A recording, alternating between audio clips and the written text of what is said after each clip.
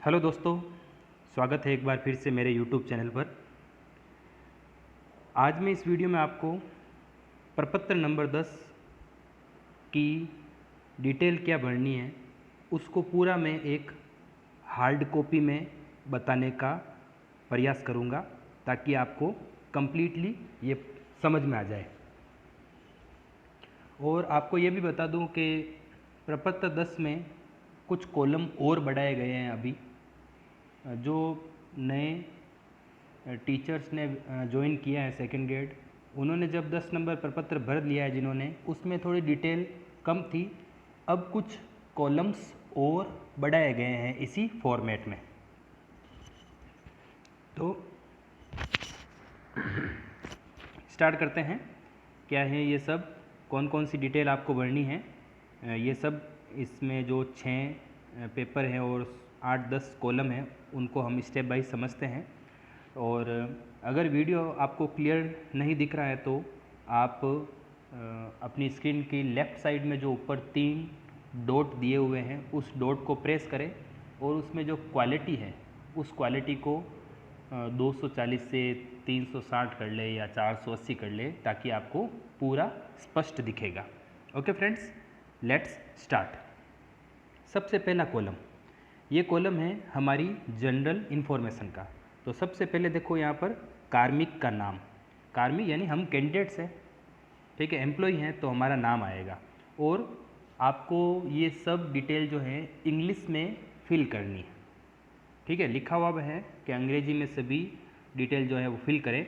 तो आप इस कॉलम में यानी यहाँ पर तो सब पूछा गया है, इसमें सब भरते रहे अपनी डिटेल, ठीक है। सबसे पहले कार्मिक अपना नाम लिखे जैसे डॉक्यूमेंट्स में है, और इधर एम्प्लॉय आईडी वही आरजेजे वाली, ठीक है, जो भी आपको एम्प्लॉय आईडी मिली है वो लिखना है। फिर है कार्मिक का गृह जिला, यानी आपका होम डिस्ट्रिक्ट कौन सा है। आपको यहाँ पर ध्यान रखना है, मंडल नहीं लिखना है, यूँ नहीं कि आप अपना गृह मंडल लिख दो, डिस्ट्रिक्ट पूछा गया है। फिर आपकी डेट ऑफ बर्थ आएगी यहाँ पर। फिर कार्मिक का वर्तमान मूल पद नाम, वर्तमान मूल पद नाम वरिष्ठ अध्यापक, सीनियर टीचर, ठीक है। और मूल विषय क्या हुआ, अपना जो भी सब्जेक्ट आप जिसमें सिलेक्शन आपका हुआ है जिस विषय में, वो सब्जेक्ट लिखना है यहाँ पर।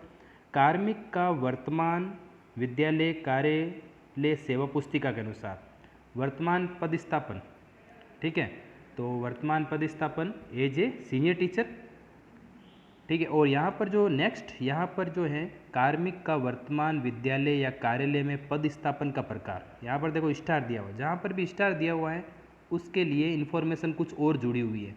तो नीचे देखते हैं स्टार के मतलब क्या हुआ। तो यहाँ देखिए ये स्टार पदस्थापन का प्रकार, हम सब जो सेकेंड ग्रेड न्यूली सेलेक्टेड है वो सब सीधी भर्ती द्वारा यहाँ पर सेलेक्ट होकर हुए हैं। तो यहाँ पर क्रम संख्या यानी सीरियल नंबर एक लिखेंगे यहाँ पर, और डायरेक्ट रिक्रूटमेंट यानी सीधी भर्ती के द्वारा। फिर यहाँ पर कार्मिक का मोबाइल नंबर आ जाएगा, कार्मिक का आधार कार्ड नंबर आ जाएगा, वर्तमान में इस पद विद्यालय में कार्यरत तिथि यानी आपने ज्वाइनिंग कब ली है वो डेट लिखनी है यहाँ पर, ठीक है। किसी की पुरानी ज्वाइनिंग है, कोई पहले से सर्विस में है तो वो लिखे यहाँ पर। वर्तमान पद के बारे में, इस पद यानी अगर सेकंड ग्रेड में हो तो सेकंड ग्रेड के पद की लिखनी है, वर्तमान पद का पूछा है। वर्तमान पद इस जिले में प्रथम कार्यतिथि, यानी आपने जहाँ पर भी ज्वाइन किया है वो प्रथम कार्यतिथि वही सेम रहेगी। वर्तमान पद के कार्यगण की तिथि वही रहेगी। कार्मिक की प्रारंभिक शिक्षा विभाग, हमारा माध्यमिक शिक्षा विभाग है, छोड़िए इसे। कार्मिक की राज्य सेवा में आने की प्रथम कार्यगण तिथि वही सेम रहेगी, ठीक है। ये हुई कॉलम नंबर फर्स्ट की इन्फॉर्मेशन। अब column number second, SI number अभी हमें मिले नहीं है, ये 2 साल बाद मिलेंगे। GPA प्रपोजल वो होता है जो मैंने एक वीडियो में बताया था। ये GPA एक बीमा है सरकारी कर्मचारियों का, ठीक है, 220 रुपये लगते हैं GPA के। अगर आपने वो GPA कराया है तो यहाँ पर नंबर लिख दे, नहीं कराया तो मत लिखे। CPF नंबर नहीं है, प्राण नंबर और NPS एक ही है, तो यहाँ पर आप प्राण नंबर लिख दें अपना।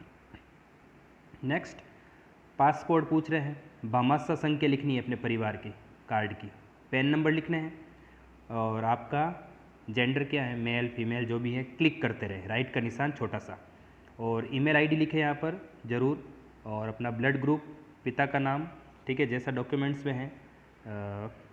फिर है मदर्स नेम, वैवाहिक स्थिति क्या है, मैरिड हो तो मैरिड, ठीक है, सिंगल हो तो सिंगल, डाइवोर्स, विडो, जो भी है आपका।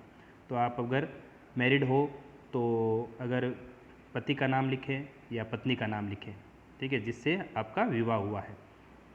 नेक्स्ट, अगर आपके पति या पत्नी राजकीय सेवा में है तो उसके बारे में, नहीं है तो नॉट एप्लीकेबल, हो तो कहाँ पर है, राजस्थान में है, सेंट्रल में है, जो भी है वो आपको लिखना है, ठीक है। और अगर हैं तो आगे देखो यहाँ पर क्या पूछ रहे हैं, पति पत्नी की एम्प्लॉय आईडी, जैसे हमारी एम्प्लॉय आईडी होती है तो उनकी भी लिखे। फिर जाति, जनरल हो, ओबीसी हो, एससी एसटी क्या हो, आप धर्म लिखना है अपना, जो भी धर्म है, ठीक है। और फिर आगे बढ़ते हैं, विशेष योग्यजन, दिव्यांग, ब्लाइंडनेस, लो विज़न, कम दिखना, सुनने में कमी, और भी जो भी है, ठीक है। अगर नहीं है तो नॉट एप्लीकेबल। और संतानों की कुल संख्या, जैसा हमने शपथ पत्र में लिखा था उसी तरह से है तो आप मेंशन करें, अगर एक है तो यहाँ पर एक लिखें, दो है तो दो लिखें, 2002 से पूर्व तो मुझे नहीं लगता किसी की होगी, तो यहाँ पर 0, और है तो लिख दें जितनी भी है। 2002 के पश्चात एक है, दो है, या कितनी है जो यहाँ पर आगे लिख दें, और नहीं है तो 0, ठीक है, क्रॉस कर दें। फिर आता है कार्मिक का स्थायी पता, यानी आपका घर का एड्रेस लिखना है, गृह जिला लिखना है, और राज्य राजस्थानी है, और पिन कोड लिखने हैं अपने गृह, जो भी आपका कस्बा लगता है, डाक जो पिन कोड है वो लिखना है। और कार्मिक का वर्तमान पता, जहाँ पर आपकी पोस्टिंग हो रही है वो गांव का नाम लिखे, जिला आ जाएगा और राजस्थान आ जाएगा, और उसके भी पिन कोड यहाँ पर लिखे। कार्मिक अध्यापक विशेष शिक्षा, वरिष्ठ शिक्षा में RCI रजिस्ट्रेशन नंबर, ये हमारे विशेष शिक्षा अगर किसी ने प्राप्त की है तो वो, जैसे बहरों को पढ़ाने के लिए, अंधों को पढ़ाने के लिए, जो भी विशेष शिक्षा यहाँ पर अगर हो तो। अगर आपको किसी राष्ट्रीय राज्य स्तर पर कोई शिक्षक दिवस पर सम्मान मिला है तो मेंशन करें, और नहीं है तो पीछे लिखा हुआ कोई नहीं। और आपको प्रशंसा पत्र मिला है अन्य राष्ट्रीय स्तर पर किसी तरह का, हो तो लिखे, नहीं तो नहीं। खेल में आपने कहीं पर अंतर्राष्ट्रीय राज्य स्तर पर कहीं पर भी कुछ भी प्राप्त किया है तो हाँ लिखे या ना लिखे। प्रभारी, आपको कहीं स्काउट गाइड वगैरह कहीं पर भी आपको प्रभारी भाग दिया है तो लिखें, अन्यथा छोड़ दे सभी। और आपको शारीरिक शिक्षक के लिए यहाँ पर कोई 2 खेल जिसमें आपकी रुचि हो। ये है न्यायिक प्रकरण, अगर आपके न्यायिक प्रकरण किसी प्रकार का केस हो, आशा करता हूँ कि कोई ऐसा कैंडिडेट नहीं हो जिसके ऊपर ऐसा लागू हो, तो नहीं आ जाएगा यहाँ पर। और अगर हो किसी के तो यहाँ पर हाँ भर के डिटेल निकली है, तारीख वगैरह। तो हम सीधी भर्ती के द्वारा ये हमने ऊपर मेंशन कर दिया है। ये हुआ पेज नंबर 1, ठीक है। नेक्स्ट, कॉलम नंबर 3, यहाँ पर आप क्या है, शैक्षणिक योग्यता भरेंगे। यहाँ पर देखो सेकेंडरी, फिर परीक्षा का नाम क्या होगा, सेकेंडरी आ जाएगा वापस। यहाँ पर देखो, यहाँ पर लिखा हुआ है सब इंग्लिश में प्रविष्टियाँ इंद्राज करें, यानी जो भी आप लिख रहे हो वो इंग्लिश में लिखे, और यहाँ पर अपना नाम और आईडी लिखे, एम्प्लॉय आईडी लिखे। फिर यहाँ पर क्या आ जाएगा, सेकेंडरी एजुकेशन, प्रकार क्या है, सेकेंडरी होगा, सॉरी रेगुलर होगा। यहाँ पर प्रकार में क्या लिखेंगे आप, रेगुलर, यानी आपने प्राइवेट नहीं दी है, रेगुलर दी है। राजस्थान बोर्ड हो जाएगा, RBSC, और ये राजस्थान हो जाएगा। रोल नंबर लिखे, उत्तीर्ण कब की, मार्कशीट पर डेट लिखी हुई है, और यहाँ पर 10वीं में जैसा कि सभी सब्जेक्ट होते हैं तो ऑल सब्जेक्ट हो जाएगा यहाँ पर। फिर 10+2 यानी 12वीं, जैसे यहाँ पर हो जाएगा सीनियर सेकेंडरी, आर्ट्स है तो आर्ट्स लिखे साइड में, कॉमर्स है तो कॉमर्स, साइंस है तो साइंस। प्रकार रेगुलर, RBSC हो तो RBSC दूसरे बोर्ड से किया तो वो लिख दे यहाँ पर। राजस्थान, रोल नंबर, उत्तीर्ण करने की दिनांक, और यहाँ पर 3 जो हैं ऑप्शनल सब्जेक्ट लिखने हैं, कंपलसरी नहीं लिखना है, जो भी आपने 12वीं क्लास में सब्जेक्ट लिया है वही लिखना है। नेक्स्ट यहाँ पर क्या लिखोगे आप, ग्रेजुएशन, ग्रेजुएशन में आपने परीक्षा का प्रकार BA तो BA, BSc, BCom जो भी है आपको लिखना है। और आपने रेगुलर किए तो रेगुलर, प्राइवेट किए तो प्राइवेट अंकित करें यहाँ पर। विश्वविद्यालय का नाम, विश्वविद्यालय कहाँ, राजस्थान में है या बाहर है, जो भी लिखें, और रोल नंबर यहाँ पर, और वही 3 विषय जो आपने चुने हैं वो लिखने हैं। फिर यहाँ पर अगर किसी बंदे ने, किसी कैंडिडेट ने एडिशनल किया है, जैसे हिंदी, संस्कृत, इंग्लिश में, मैथ में अगर एडिशनल किया है तो एडिशनल यहाँ पर शो करें, यहाँ पर लिखोगे आप एडिशनल, ठीक है, स्पेलिंग आ जाएगी एडिशनल की। और फिर यहाँ पर एडिशनल किस में किया है, बीए है, बीएससी अगर गणित में किया तो बीएससी लिखोगे, और आर्ट्स संस्कृत हिंदी इंग्लिश में किया तो बीए लिखोगे। फिर यहाँ पर प्रकार क्या है, प्राइवेट है तो प्राइवेट, रेगुलर है तो रेगुलर, फिर बोर्ड का नाम वगैरह वही सेम आएगा। और आपको पता होना चाहिए एडिशनल करते हैं तो एक ही सब्जेक्ट में करते हैं, चाहे वो इंग्लिश हो, संस्कृत हो, हिंदी, तो यहाँ पर हिंदी लिटरेचर हो तो हिंदी लिटरेचर, संस्कृत हो तो संस्कृत, इंग्लिश लिटरेचर यहाँ पर ऐसे लिख दें, ठीक है। नेक्स्ट एमए का, एमएससी का, एमकॉम का, यहाँ पर उसी तरह से पूरा डिटेल भरना है। तो इस प्रकार से आपकी शैक्षणिक योग्यता यहाँ पर दर्ज की जा रही है। अगर डबल एमए है तो और यहाँ पर लिख देवें। ये है शैक्षणिक योग्यता। और शैक्षणिक योग्यता से रिलेटेड आपने कुछ डिग्री ली है तो यहाँ पर मेंशन कर दें, ठीक है। नीचे तो इससे संबंधित रूल्स लिखे हुए हैं, हमें कुछ नहीं यहाँ पर फिलअप करना है। ये हुआ पेज नंबर 3। कॉलम नंबर 4 आ रहा है, ये है प्रशैक्षणिक यानी बीएड, बीएड से रिलेटेड है। बीएड है, बीएसटीसी है, हालांकि ये सेकेंडरी सीनियर टीचर से रिलेटेड है तो बीएड ही होगा, तो यहाँ पर बीएड हो जाएगा। परीक्षा का नाम वापस बीएड हो गया। और प्रकार क्या हुआ, रेगुलर। बोर्ड का, किस बोर्ड से प्राप्त आपने डिग्री की है, और राजस्थान है, और राजस्थान से बाहर का है तो अदर देन राजस्थान लिखना है। रोल नंबर आ जाएंगे, उत्तीर्ण कब की थी, और वो भी बीएड में आपके 2 सब्जेक्ट कौन से थे, इंग्लिश एसएसटी था, हिंदी एसएसटी था, जो भी है आपको, या पंजाबी एसएसटी, जो भी लैंग्वेज आपने ली है, और साथ में ऑप्शनल सब्जेक्ट जो लिया है वो लिखना है, ठीक है। यहाँ पर सब नियम लिखे हैं, और कुछ नहीं आएगा, प्रशिक्षणिक में एक ही आएगा, और अगर और कुछ प्रशिक्षण किया हुआ है तो वहाँ मेंशन कर दें। ये हुआ कॉलम नंबर 4। अब आते हैं कॉलम नंबर 5 में। सब पेज पर ऊपर एम्प्लॉय आईडी और नाम लिखना है, इंग्लिश में भरनी है सभी, ठीक है। ये है हमारे कार्मिक की सेवा विवरण पुस्तिका के अनुसार। यहाँ पर आपको देखो कार्यग्रहण की तिथि लिखनी है, यहाँ पर कब से आपने कार्यग्रहण किया है, और आपने जब कार्यग्रहण किया था स्कूल में जाकर तो मध्याह्न पूर्व किया था या मध्याह्न बाद में, तो बिफोर नून और बिफोर नून मध्याह्न पूर्व, और आफ्टरनून मध्याह्न बाद, ठीक है। और फिर किस ज़िले में है यहाँ पर आपको छोड़ना है, और ब्लॉक कौन सा आ रहा है, विद्यालय कार्यालय का प्रकार कैसा प्रकार है, अगर माध्यमिक है तो जीएसएस लिखें, उच्च माध्यमिक है तो GSSS लिखें, विद्यालय कार्यालय का नाम और स्थान वापस विद्यालय GSS या GSSS, और किस गांव में है वो गांव लिखना है, पंचायत समिति कौन सी लगती है, और राजस्व गांव कौन सा है वहाँ का, मूल पद क्या है, सीनियर टीचर हैं, मूल विषय क्या है, इंग्लिश है, विद्यालय का स्वीकृत पद जिस पर आप कार्यरत हैं, यानी जो भी सब्जेक्ट है आपका वो लिखें, विद्यालय में स्वीकृत विषय जिस पर आप यहाँ पर पद है तो यहाँ पर सीनियर टीचर, और यहाँ पर विषय, और ग्रामीण है या शहरी है, ग्रामीण हो तो आप क्या लिखोगे, आपकी स्कूल अगर गांव में है तो रूरल लिखेंगे, ठीक है, और अगर आपकी स्कूल शहर में है तो अर्बन लिखोगे, ओके, इस तरह से। नेक्स्ट, पद स्थापन का प्रकार नीचे लिखें, ऑप्शन से भरें, यानी देखो 17 नंबर में ऑप्शन दिया हुआ पद स्थापन का प्रकार, तो देखो 17 नंबर है ना, तो 17 नंबर के लिए यहाँ पर पद स्थापन का प्रकार 17, ठीक है, नीचे दिए हुआ, यानी आपकी वही स्कूल कैसी है,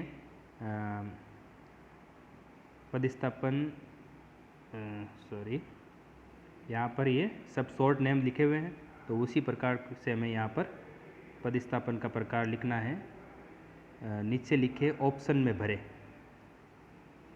ये हो जाएगा, ये 17 नंबर, देखो ये लिखा हो ना 17 नंबर कॉलम के लिए, तो हमने क्या है, सीधी भर्ती आरपीएससी से की है, तो बाकी हमारा कोई रिलेटेड नहीं है, हमने सीधी भर्ती आरपीएससी से, तो यहाँ पर लिख देंगे डायरेक्ट रिक्रूटमेंट आरपीएससी। आदेश क्रमांक ये ध्यान रखें, आदेश क्रमांक जो अभी आपके मंडल का जो आदेश निकला था पोस्टिंग का, आपको याद होगा, तो उसमें आपने 4 अंकों का एक नंबर है आदेश क्रमांक, वो लिखना है, और साथ ही साथ तिथि लिखनी है आपका, पोस्टिंग ऑर्डर कब लिखना है, मेरिट राजस्थान में आपने क्या प्राप्त की है, और आप सीधी भर्ती वालों को ही है, और वरिष्ठता क्रमांक ये नहीं है, आपको लिखना है यहाँ पर मेरिट, ठीक है, आप किस कैटेगरी से रिलेटेड हो वो लिखना है, ओबीसी, एससी, एसटी, जनरल जो भी है, और यहाँ पर ये स्थायीकरण है, नियमितकरण है, जो हमारे अभी काम का नहीं है, इसको छोड़ना है, ठीक है। ये हुआ कॉलम नंबर 5। अब हम बात करते हैं कॉलम नंबर 6 की, ठीक है। पदोन्नति अभी हमको नहीं लिख रहा है, ठीक है, और एससीपी ये भी नहीं लगेगी, और नेक्स्ट जो है आगे ये 6D में हम नहीं आए हैं, हम सीधी भर्ती से आए थे, ये भी छूटेगा, और ये कॉलम नंबर 9 वेतन आयोग कौन सा चल रहा है, 7वां, ठीक है। और मूल वेतन कौन सा है, या नियत वेतन, ठीक है। नियत वेतन कितना है, सेकंड ग्रेड में कितना होता है, 26,500 है, तो यहाँ 26,500 लिखेंगे। ग्रेड पे क्या है, 4200। और आगामी वेतन दिनांक छोड़े रखे हैं यहाँ पर। और नेक्स्ट जो कॉलम है लास्ट, वो है बैंक डिटेल भरनी है। आपकी बैंक डिटेल आपके बैंक पासबुक के फर्स्ट पेज पर सब लिखी हुई है। IFSC कोड लिखना है, MICR भी लिखा हुआ वहाँ पर, वो लिखना है। बैंक का नाम कौन सा, SBI है, PNB है वगैरह। बैंक शाखा यानी आपका बैंक अकाउंट किस शहर में है, वो गांव शहर का नाम लिखना है, खाता संख्या लिखनी है। ओके, ये हुआ आपका लास्ट जो है। और एक लास्ट में एक और है, कॉलम नंबर 11। इसमें क्या है कि ये जो भी हमने प्रशिक्षण प्राप्त किया, अभी हमारी ज्वाइनिंग हुई है, तो हमें किसी प्रकार का प्रशिक्षण स्काउट का से रिलेटेड है, या कोई और जिला स्तर पर जो भी प्रशिक्षण हमें कराए जाते हैं वो हमने अभी भाग लिया नहीं है, तो इसलिए ये हमारे लिए काम का नहीं है, इसे छोड़ दिया जाए। तो ये हुए 11 कॉलम जो फॉर्म नंबर 10 में अभी सामने आ रहे हैं। तो ठीक है, इस तरह से आप अपनी डिटेल भरकर वहाँ पर, ये हार्ड कॉपी से मैंने आपको समझाए हैं। ओके फ्रेंड्स, आई होप कि वीडियो आपको पसंद आया होगा और समझ में आया होगा। और समझ में आया तो ज़रूर लाइक करें, वीडियो को शेयर करें, और हाँ, चैनल को सब्सक्राइब करना ना भूलें। Thank you for watching this video. Have a good day.